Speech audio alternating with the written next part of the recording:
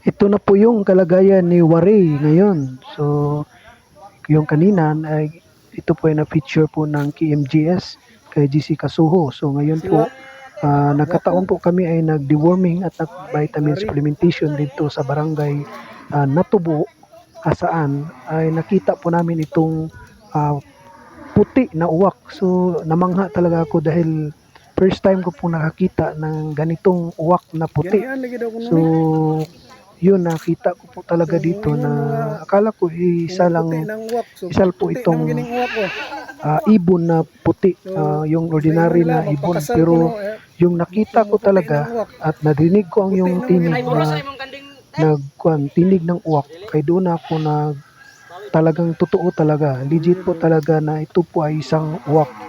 So ito po ay hindi na siya makalipad dahil nabalda na po yung yung